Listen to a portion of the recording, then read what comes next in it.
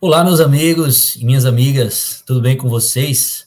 Rafael Leão por aqui, excepcionalmente na segunda-feira, a pedidos da nossa querida colega Karen Jobim, para trazer aqui no Rede Previdência um pouquinho de atualização para vocês, um pouquinho de decisões, para a gente comentar também e trazer muito conteúdo, de forma que vocês não fiquem nem um dia sem conteúdo aqui no canal Rede Previdência, tá bom, pessoal? Então, hoje, separei para vocês aqui para nós comentarmos duas decisões, tá? Uma decisão do TRF1 e outra decisão do TRF4, tá? Então, uma delas, né, no TRF1, a gente vai discutir um pouquinho sobre a condição do segurado especial, tá? Uma condição que foi questionada aí nesse processo com relação à propriedade de um imóvel urbano, acabou sendo considerada a desconstituição do segurado especial. E a outra decisão é para falar um pouquinho sobre o conceito de deficiência.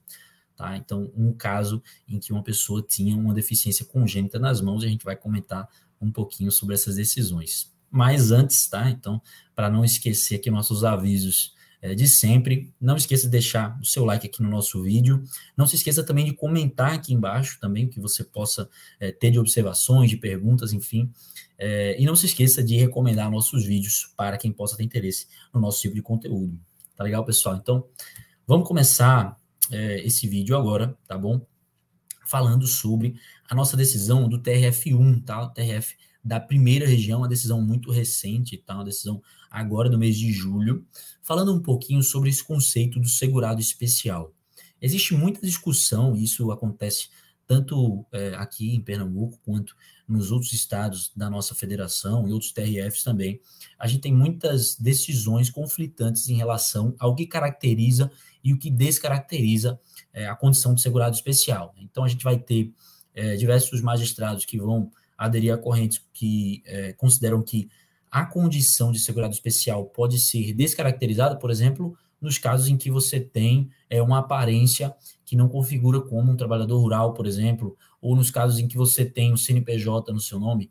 E isso acontece muito também com o segurado facultativo de baixa renda, isso acontece muito também para fins de concessão do BPC-Loas, tá? Então, existem diversas correntes aí, diversas interpretações do que seria o segurado hipossuficiente, o que pode caracterizar e descaracterizar a condição de segurado especial. E foi essa discussão que a gente teve mais ou menos aqui nesse processo do TRF1, tá? Então, a discussão, basicamente, era sobre uma mulher que buscava a aposentadoria por idade rural, tá? Então, havia ali um início de prova material que poderia comprovar que essa mulher era uma segurada, de fato, uma segurada especial, mas nós tivemos nesse processo aqui uma particularidade.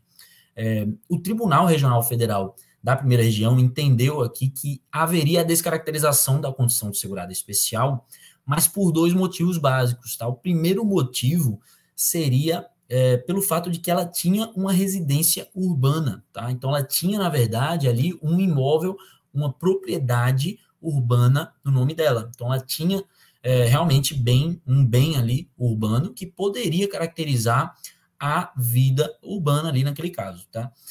Não há aqui nesse caso a comprovação de que ela vivia de fato naquele ambiente, né? Você tem apenas a propriedade urbana já desconfigurando a condição de segurado especial, o que não parece, na verdade, que acaba levando em consideração a primazia da realidade nesse caso, porque o fato de haver o imóvel, você pode até discutir até quando essa parte é hipossuficiente, mas pode ser uma situação de hipossuficiência e que há um imóvel como propriedade, sim, dessa parte. Isso pode acontecer, tá? Então, pode ser analisado caso a caso o que acontece. Outro motivo aqui dessa decisão de descaracterização do segurado especial foi não só essa propriedade urbana que havia no nome dessa mulher, mas também o marido dessa mulher, né? Então, o esposo ali, o companheiro dessa mulher, ele teve, nesse caso, muitos anos em que laborou como funcionário público, tá? Servidor público de cargo efetivo. E aí, nesse caso, ele tinha uma remuneração superior ao salário mínimo. Não há o detalhe aqui no acordo de qual seria o valor desse salário, mas é um salário inferior ao salário mínimo, e isso, para o TRF da primeira região, acabou desconfigurando a condição de segurado especial. Tá bom, pessoal? Então, essa é a primeira decisão que eu queria comentar com vocês, essa decisão do TRF1, tá?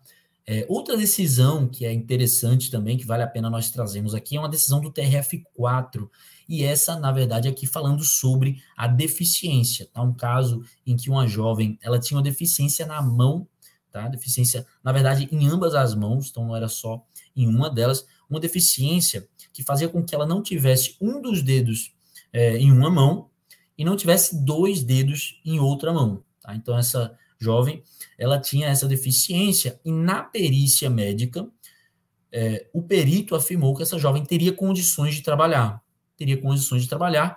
mas que, obviamente, não seria justamente em condições de igualdade com os demais indivíduos, tá? Então, você poderia ter até o exercício da atividade laborativa, mas esse exercício estaria prejudicado não apenas pela perda da funcionalidade, que há uma perda de funcionalidade, obviamente, mas que deve ser analisado todo o contexto social e econômico, toda a condição de inclusão daquela pessoa na sociedade, se ela vai conseguir realmente exercer suas atividades, né, e competir no mercado de trabalho e se inserir na sociedade em igualdade de condição com as demais pessoas, tá? Então, o critério ele não deve ser um critério meramente médico ou um critério meramente analisando se há ou não capacidade elaborativa.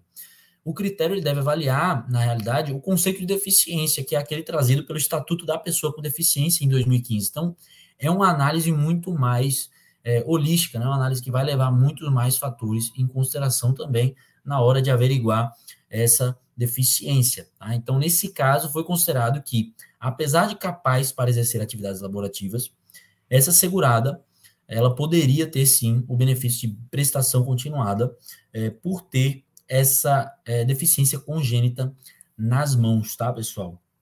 Então, essas são as duas decisões que eu gostaria de trazer para vocês, tá? São decisões interessantes, decisões que possibilitam a nossa discussão sobre 2 temas importantes também, né? Que é a caracterização da deficiência e a caracterização do segurado especial, são discussões muito presentes no judiciário e muito importantes também para o cidadão que quer saber, quer se informar sobre a Previdência do Brasil. Tá certo, pessoal? Então, novamente, agradeço imensamente por estar aqui. Sempre é um prazer estar aqui com vocês no Rede Previdência. Estamos com vídeos aí diariamente, então pode ficar ligado no canal. Mais uma vez, muito obrigado para vocês e até a próxima. Vamos ficando por aqui.